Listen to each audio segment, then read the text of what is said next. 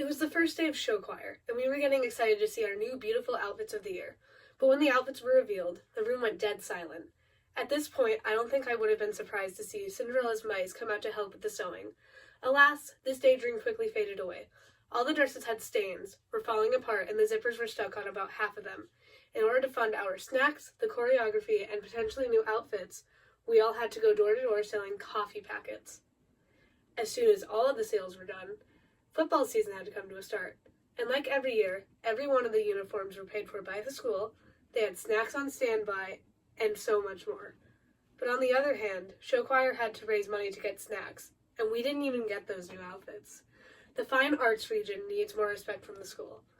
Today we will first discuss how much money we give to the major sports compared to fine arts and smaller sports, and then how much the band, orchestra, and choirs actually need. Second, we will talk about what causes this lack of care for fine arts, and finally, discuss how to even out the cost for the entire school. The first problem here is how the show choirs have no money for costumes, good music, props, and all of the snacks we need. This causes us to have a harder time getting actual good reviews about our performances because we look cheap, sloppy, and not put together. This is extremely upsetting and unfair to the people who break their backs for the well-being of the group. Second, band and orchestra need money for new music and new instruments for the huge group of people who cannot afford to drop thousands of dollars on a single instrument. While the orchestra teacher may be able to arrange a few songs, it gets tiring and doesn't even account for the instruments needed for both the orchestra and the band.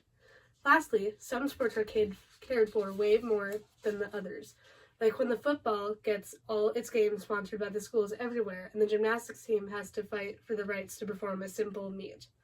Gymnastics only gets so many meets a year. I say around 75% of the school is affected by the lack of care for smaller sports and fine arts. The only people who are left unaffected are either not enrolled in anything school-related or are in a singular major sport. The main cause of these issues are unnecessary purchases, such as brand new equipment and uniforms every year for football. Other unnecessary purchases are shiny new announcements boards outside every school, new desks barely used in the teacher's lounge, and the vending machines everywhere. A secondary cause of less money for the fine arts and small sports is simply the lack of care. Teachers and students alike may look at something and deem it not worth the money. South Dakota has a major example of this. According to Angus Leader 2024-820, in 2023, the state of South Dakota's gymnastics teams had to fight for the sport entirely. Pierre, Aberdeen, Croton, Sisseton, and Britain were all successful in keeping the sport, but others weren't so lucky. Sioux Falls has officially cut gymnastics to save money. A small area of wasted money goes to awards that are never given out. At almost any sport you could even think of, there are hundreds of medals that cost $3 to $5 that each left over from the events that were not and will not be used. This may not seem like a huge deal, but the money adds up quickly. If every medal costs $4 and 6 sports need 120 medals each, there would be $2,880 spent already. Now, without looking at the other expenses, it adds up fast. If there were just 5 schools that needed this in a city, there would be approximately $14,400 to just awards. But wait, you need way more medals for the entire season, and this was just for a singular game. Can you see how unfortunate this is? The first way to solve these problems is to use a place in the school to raise money, like an unused space. According to Lainey Kennedy, 6 actionable ways to use school funding more efficiently, quote, each school can get creative about the ways to raise funds. Start by analyzing the spaces in your school has and the times those spaces aren't being used. Then get in contact with the local organizations to see who might need the space, or spread the word among the community that the spaces are available to rent, unquote. We can do something for the school funds, like renting out the football field to events other than sports. Even renting out your service does wonders.